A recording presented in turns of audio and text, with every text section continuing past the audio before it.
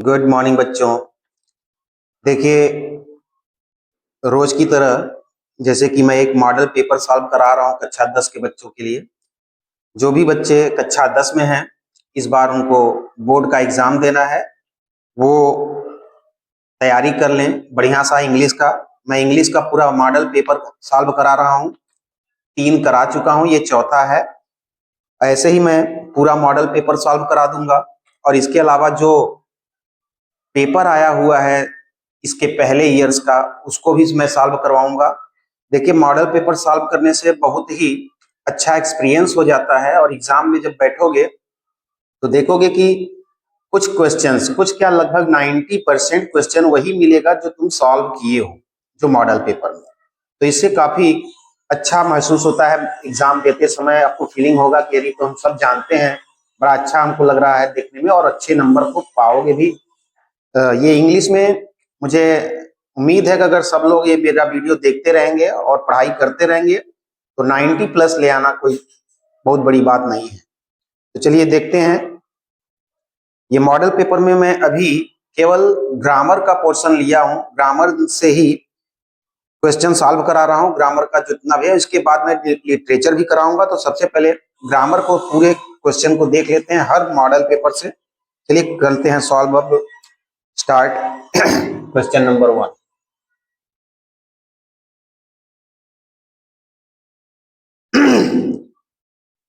I will come home when I space है work. चलिए इसमें देखते हैं ऑप्शन क्या क्या दिया है भरने के लिए। पहला ऑप्शन है फिनिश, दूसरा ऑप्शन है फिनिश्ड, तीसरा ऑप्शन है will finish,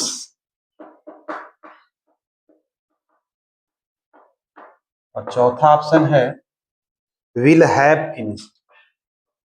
will have finish. चलिए देखते हैं ये कैसे भरा जाएगा। लिखा है आई विल कम, मैं आऊंगा, होम माने घर, व्हेन आई, जब मैं समाप्त कर लूंगा। क्या? जब मैं समाप्त कर लूंगा अपना काम। यहां पे देखिए एक रूल है, एक नियम है, जब कभी भी वेन आया हो और वेन के पहले विल का प्रयोग किया गया हो, अगर वेन के पहले वाला सेंटेंस अगर फ्यूचर में है, विल का प्रयोग किया गया, तो वेन के बाद वाला जो सेंटेंस होगा वो प्रेजेंट में होगा। और यहाँ पे ये पास्ट में है और ये फ्यूचर में है दोनों, और यही है प्रेजेंट में, तो हम करेंगे इसे ही फिनिश। यहाँ पे यही सही है, यहाँ पे भर देंगे फिनिश, FINISH। ठीक है, समझ में आया? तो पहला क्वेश्चन में आप देखेंगे, ये ध्यान दीजिएगा, कभी भी आया अगर वेन आया हो, वेन के पहले वाला अगर विल का प्रयोग यानी फ्यूचर का प्रयोग है, तो वेन के बाद वाले में हम प्रेजेंट का प्रयोग करेंगे, और प्रेजेंट में केवल यही फिनिश दिया है, इसलिए यहाँ पे फिनिश भरा जाएगा। चलिए देखते हैं क्वेश्चन नंबर 2। क्वेश्चन नंबर 2 में दिया है if you can, if you can not read and write, you are. अब यहाँ ऑप्शन भरना है, if you can not read and write, यदि तुम न तो पढ़ सकते हो और न लिख सकते हो तो तुम क्या हो? ऑप्शन देखिए, इलिटरेट, ILLI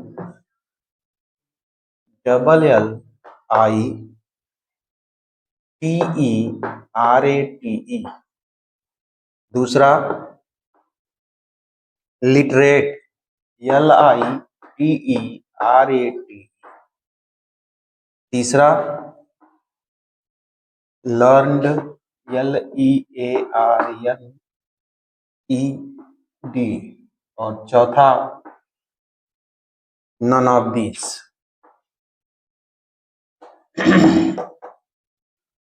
देखिए इसमें कह रहा कि अगर आप न तो पढ़ सकते हो न तो लिख सकते हो, उसका मतलब ना आपको पढ़ने आता है ना लिखने आता है। तो जब पढ़ने लिखने नहीं आता तो उसको कहते हैं निरक्षर। तो निरक्षर का मतलब इलिटरेट, लिटरेट का मतलब साक्षर यानी पढ़ लिख लेने वाला, और इलिटरेट का मतलब ना पढ़ने वाला। ठीक है, जो पढ़ लिख नहीं सकता उसको क्या कहेंगे, इलिटरेट। तो यहां भर देंगे लिटरेट, ILLITERAT।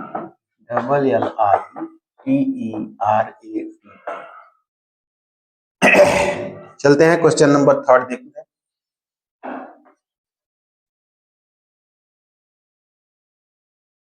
इसमें वर्ड जंबलिंग दिया है, the road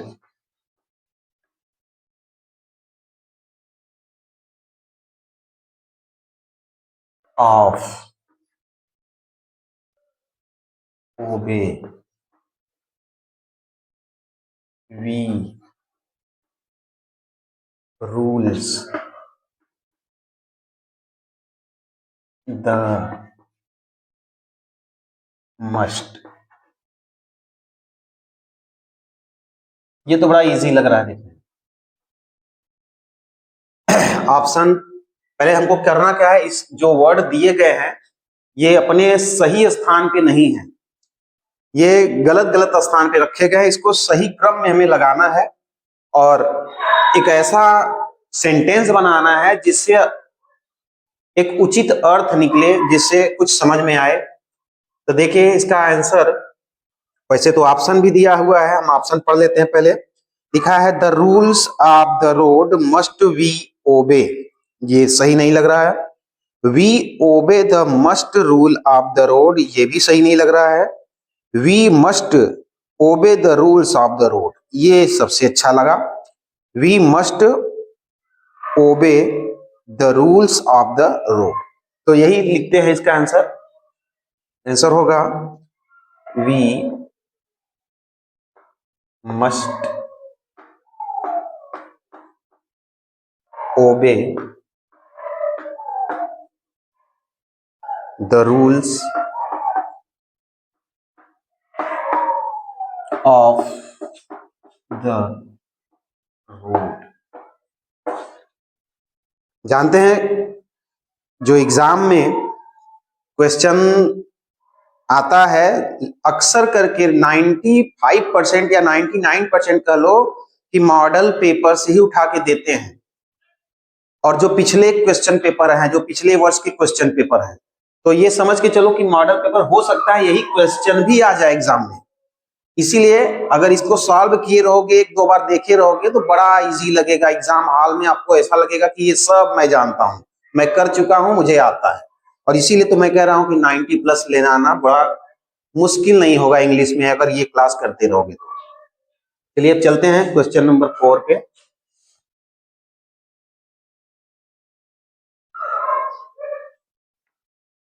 which of the following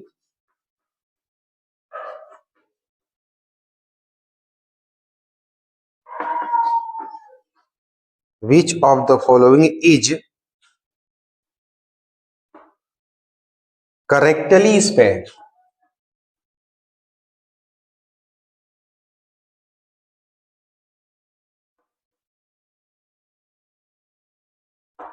ये क्वेश्चन है करेक्टली स्पेल्ड पूछ रहा है, यानी कि अब आपको 4 ऑप्शन होगा, 4 ऑप्शन में से कौन सी वर्ड मीनिंग ऐसी है जो करेक्ट है वही बताना है।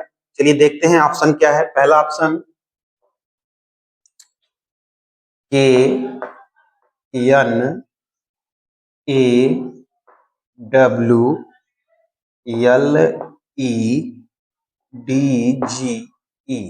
दूसरा ऑप्शन KNOWLEDGE।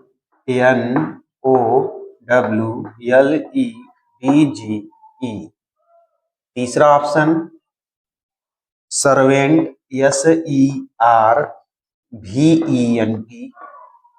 और चौथा ऑप्शन है नन ऑफ दीज।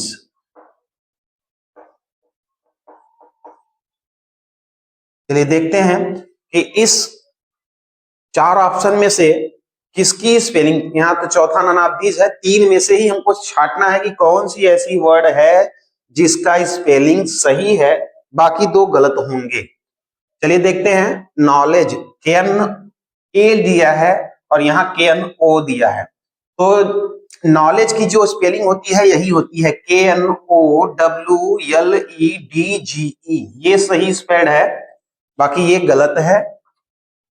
ये सर्वेंट की स्पेलिंग भी गलत है, यहाँ ANT होना चाहिए, ENT दिया है। तो इस तरह से बी वाला जो ऑप्शन है वो करेक्ट स्पेल्ड है, इसको नोट कर लीजिए। अब चलते हैं क्वेश्चन नंबर 5 पे। What is the time? What is the time? फिर स्पेस है योर वॉच।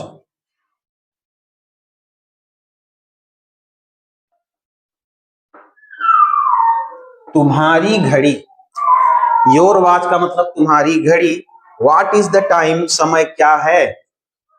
ऐसे क्वेश्चन में प्राय हम लोग यही सोचेंगे कि तुम्हारी घड़ी में कितने समय हुए हैं, तुम्हारी घड़ी में कितना समय हुआ है, और अक्सर करके यहाँ पे सब इन लगा देंगे। इनके अर्थ क्या होते हैं, में। तो तुम्हारी घड़ी में कितने बजे हैं, में इन। लेकिन इन मत लगाना, घड़ी के लिए हम लोग बाई का प्रयोग करते हैं। यहाँ पे ऑप्शन जो दिया है देखिए, ऑप्शन है ए इन, सबसे पहले दे दिया है घबराने के लिए, पगलवाने के लिए। B with, C into, और डी बाई। देखिए सबसे अंतिम में बाई दिया है, ज्यादातर परेशानी यही होता है, जो सही है वो सबसे अंतिम है। लोग यहाँ पे और यहाँ पे ज्यादा फंसेंगे, सोचेंगे में तो लगेगा ही, हो सकता है कहीं ऐसा ना हो कि ये मूवमेंट स्थिति में घड़ी हमेशा चलती रहती है तो इनटू का प्रयोग कर दे और इसी में बस जाएंगे।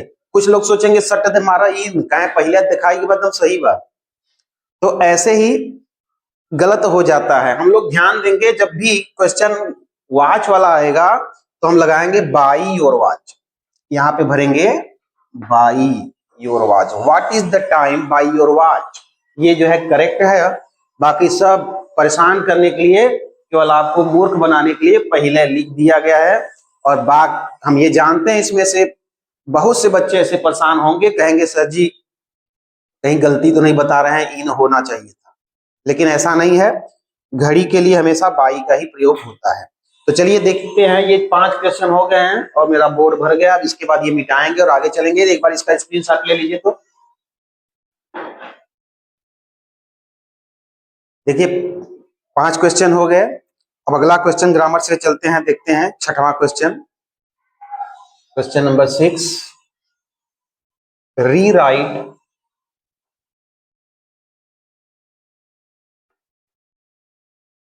द चेंजिंग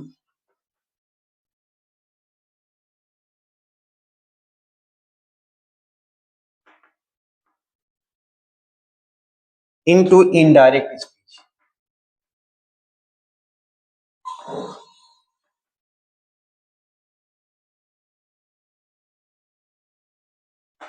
मतलब डायरेक्ट स्पीच को इनडायरेक्ट में बदलना है। चलिए देखते हैं क्वेश्चन क्या है। क्वेश्चन है Mohan said to me,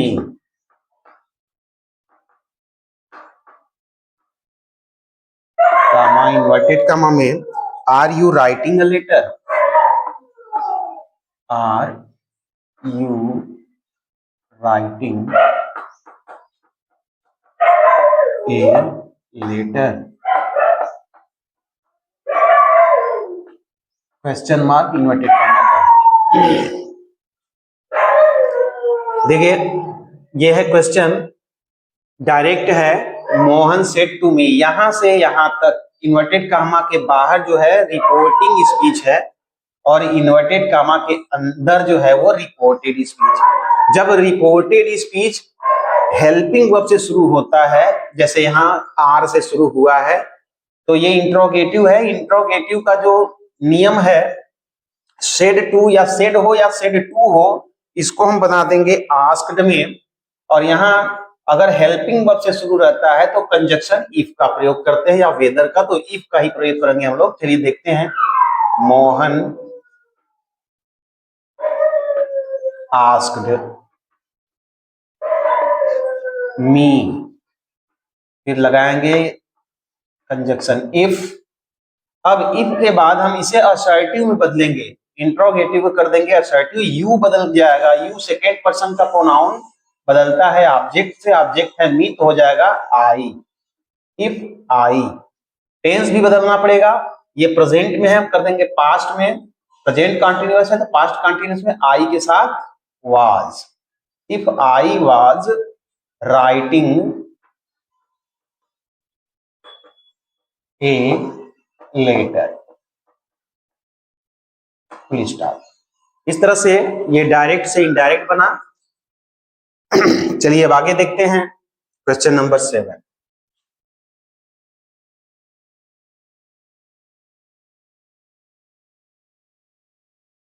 change the following into passive voice. Change the following into passive voice.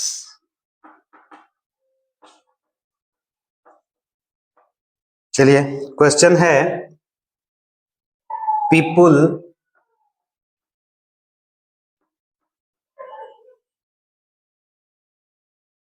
always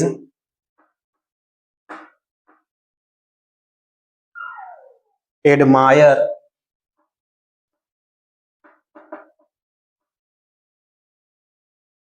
the freedom fighter।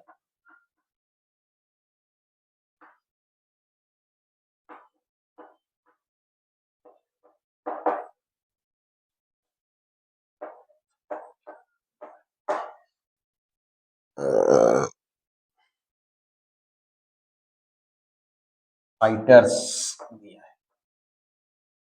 देखिए लिखा है पीपुल ऑलवेज एडमायर, एडमायर का मतलब प्रशंसा करते हैं, लोग हमेशा प्रशंसा करते हैं फ्रीडम फाइटर्स के, यानी स्वतंत्रता सेनानियों के। तो लोग स्वतंत्रता सेनानियों की हमेशा प्रशंसा करते हैं। प्रेजेंट इंडेफिनिट है, इसे हमें पैसिव वॉइस में बदलना है। तो प्रेजेंट इंडेफिनिट का जो पैसिव वॉइस की सहायक क्रिया है वो है क्या है, is, M, are.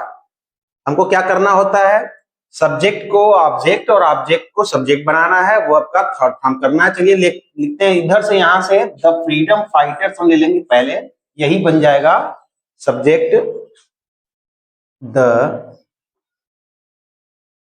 Freedom fighters. देखिए ये फाइटर्स, इसका मतलब ये प्लूरल में आ गया है, पीएनएस है, और इसके साथ हम लगाएंगे आर। ऑलवेज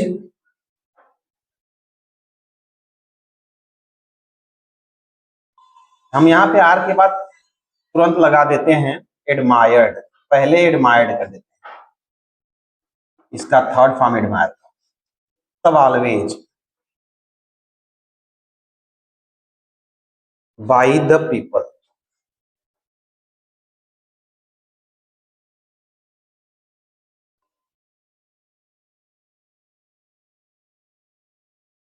ये हो गया passive voice, the freedom fighters are admired always by the people. Always admired मत करना, क्योंकि सहायक क्रिया जो होती है उसके बाद तुरंत हमको चाहिए वर्ब, इसलिए आर के बाद ही एडमायर्ड लग जाएगा वर्ब का थर्ड फॉर्म। तो ये हो गया पैसिव वॉइस। चलिए देखते हैं 8वां क्वेश्चन, क्वेश्चन नंबर 8। ये है पंक्चुएट द फॉलोइंग, पंक्चुएशन है।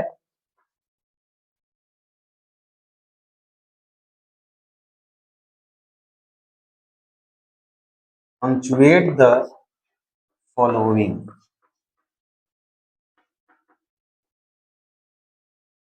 क्वेश्चन देखिए,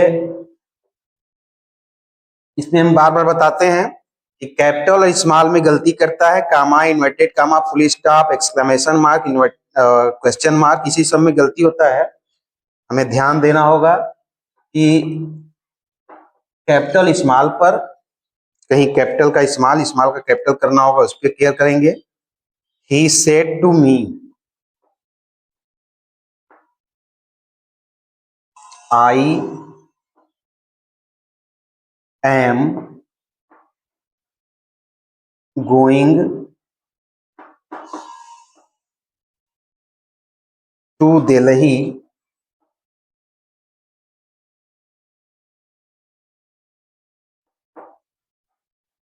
to see your ailing mother. चलिए देखते हैं कहाँ कहाँ गड़बड़ी किया गया है। देखिए, मैंने बताया कि जब भी पंचुएशन आए तो ध्यान कहाँ कहाँ देना है। किसी भी वर्ड का कैपिटल लेटर, स्मॉल लेटर हो सकता है, जहां कैपिटल हो वहां स्मॉल कर दिया हो, और जहां स्मॉल होना चाहिए वहां कैपिटल कर दिया हो, जहां कामा होना चाहिए नहीं दिया है, जहां इन्वर्टेड कामा होना चाहिए वहां नहीं है। मार्क में भी गलती करते हैं, question mark, full stop, exclamation mark, तो ये सब ध्यान देना होता है। चलिए हम देखते हैं, पहले ही गलती कर दिया है। पहला अक्षर किसी भी सेंटेंस का पहला वर्ड जो होता है वो कैपिटल होना चाहिए, तो यच कैपिटल नहीं था, हमने कर दिया। ही, फिर उसके बाद सेड टू मी। देखिए, प्राय ऐसा ही होता है कि जो पंक्चुएशन होता है वो डायरेक्ट होता है, और यहाँ पे कामा देंगे और इन्वर्टेड कामा में हम लिखेंगे पहला अक्षर कैपिटल आई, फिर एम गोइंग टू दिल्ली का। देखो, ये नाउन है, नाउन का पहला अक्षर हमेशा कैपिटल होना चाहिए, दिल्ली में डी कैपिटल होना चाहिए। दिल्ली टू सी योर एलिंग, एलिंग का मतलब बीमार मदर। ये हो गया। देख लीजिए, जहां जहां गड़बड़ी था मैंने कर दिया। यहाँ पे क्या करना होता है, लास्ट में फुल स्टॉप के बाद इन्वर्टेड कामा को बंद कर देंगे। ठीक है, तो ये हो गया पंक्चुएशन। पंक्चुएशन पे हमेशा ध्यान देना।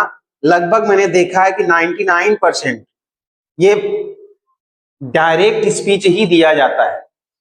ठीक है, तो आप लोग इसे एक बार देखिए और स्क्रीनशॉट ले लीजिए, स्क्रीनशॉट लेकर इसकी नोट बना लीजिए। चलिए देखते हैं अगला क्वेश्चन, जो ग्रामर से लास्ट क्वेश्चन है, ट्रांसलेशन है, हिंदी में है और उसको इंग्लिश में करना होता है। तो क्वेश्चन नंबर 9 ये है, translate the following into English. Translate the following into English. देखिए, मैं कई बार बताया हूं, फिर बता दे रहा हूं कि जब भी आप ट्रांसलेशन किया करिए तो एक साथ है, सब पैराग्राफ की तरह आप भी मत करिए। दिया है पैराग्राफ की तरह, लेकिन आप लोग को एक एक करके, एक हिंदी एक इंग्लिश, एक हिंदी एक इंग्लिश करते रहना है। इससे क्या होता है, एग्जामिनर बड़े आसानी से इसे देख पाते हैं और अच्छा नंबर देते हैं। ठीक है, तो जब भी ट्रांसलेशन सॉल्व करना तो एक हिंदी लिख कर फिर उसका ट्रांसलेशन कर लो, फिर उसके नीचे फिर हिंदी लिखो, फिर ट्रांसलेशन करो एक लाइन से। चलिए देखते हैं क्या दिया है। प्रयागराज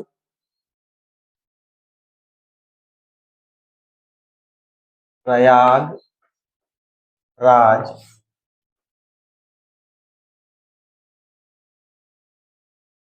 एक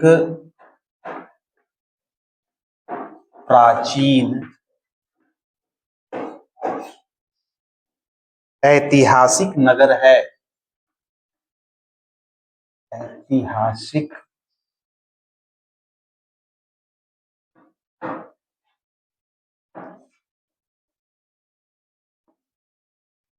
नगर है। देखिए वर्ड मीनिंग इसका क्या होना चाहिए। प्राचीन एंशिएंट होता है, ऐतिहासिक हिस्टोरिकल होता है, नगर यानी सिटी। तो हम लिखेंगे Prayagraj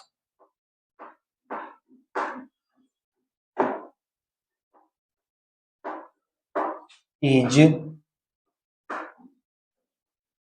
N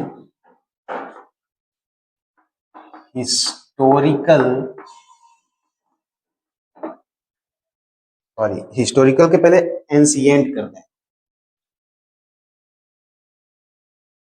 N ancient historical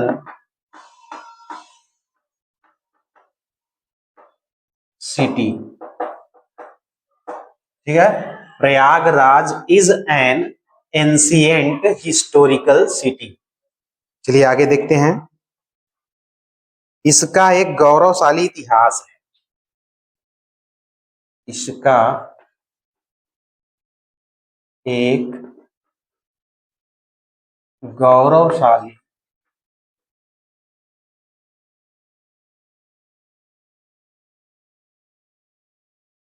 इतिहास है।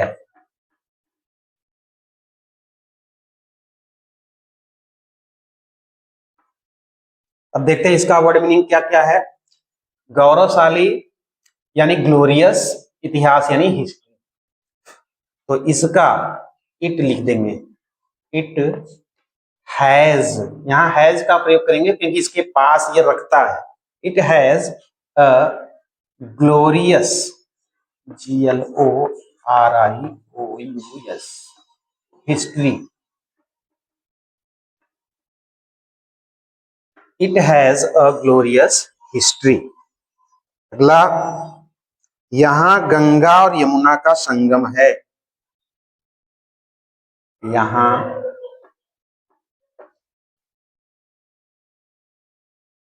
गंगा और यमुना का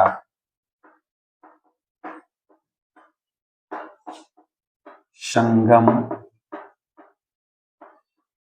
है। वर्ड मीनिंग पे ध्यान देते हैं, क्या क्या होगा वर्ड मीनिंग। गंगा नाम है, यमुना नाम है, नाम रहेगा। संगम, कॉन्फ्लुएंस मीन्स होता है संगम। तो हम लिखेंगे इट इज, या देयर आर का प्रयोग करें, there are Confluence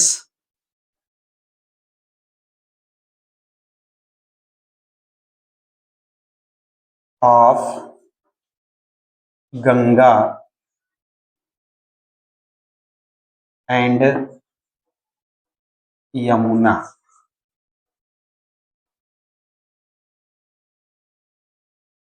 there are confluence of Ganga and Yamuna. चलते हैं आगे। यहां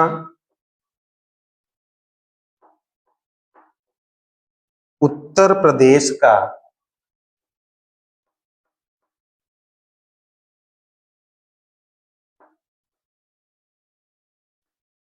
यहां उत्तर प्रदेश का उच्च न्यायालय है।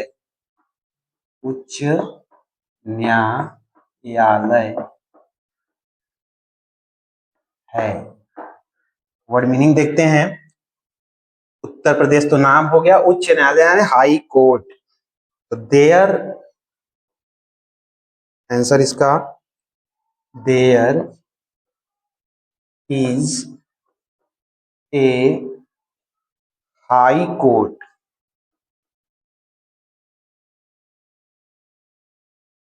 Of Uttar Pradesh.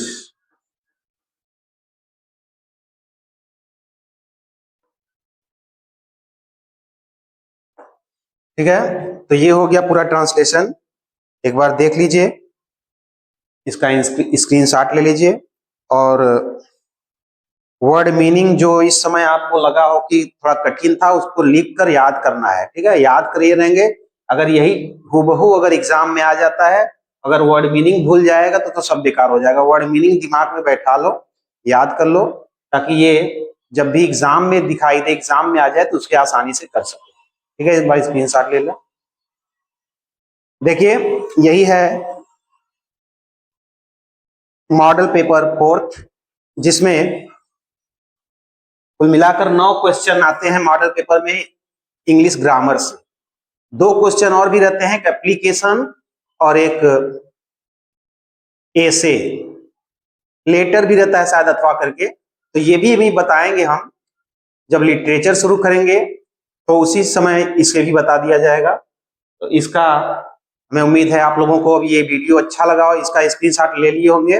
वीडियो अगर अच्छा लग रहा है तो एक बार वीडियो को लाइक कर दीजिए, और थोड़ा कमेंट भी लिखा करिए, कमेंट में अपना विचार भी प्रस्तुत किया करिए, तथा वीडियो को शेयर कीजिए। जो आपके आसपास के लोग हैं, परिचित हैं, रिश्तेदार हैं, जो कक्षा 10 में हैं विद्यार्थी, उनको भेजिए, वो भी पढ़ें, इसका लाभ उठाएं। ठीक है, धन्यवाद।